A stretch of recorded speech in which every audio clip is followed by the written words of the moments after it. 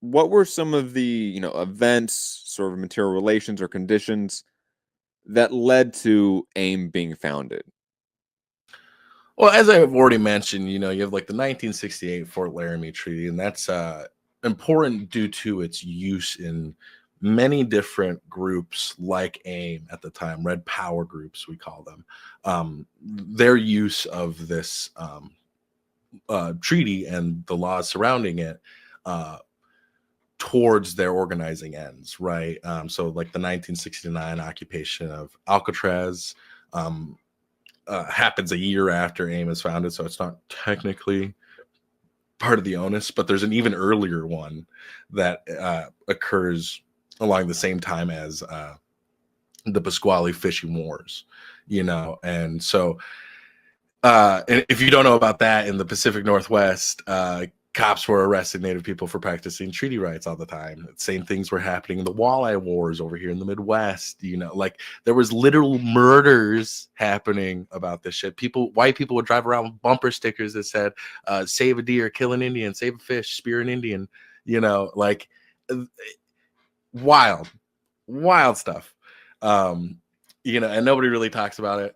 Um, Nobody really wants to talk about anti-native racism a lot of times. Like there's a bar that I sell tamales in, and every time I go in there, they have old westerns on the TV, and I'll just look up and I see red face. Nobody's gonna talk about that. But yeah, so like the conditions are 500 years old.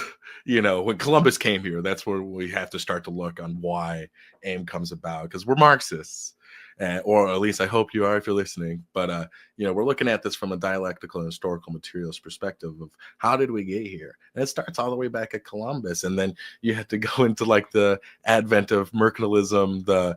I mean, Columbus was kind of like a doomsayer theorist that wanted to colonize Palestine quicker, basically.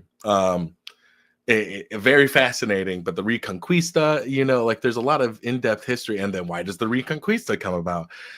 So like it's a lot of history, and we're going to limit ourselves, right, to like the last 200 American history. Let's just stick to the American history, right?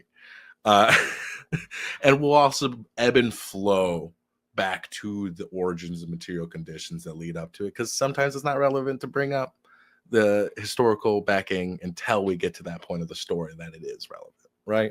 And so bear with me as I do a sort of oral history style of presentation for you, but this is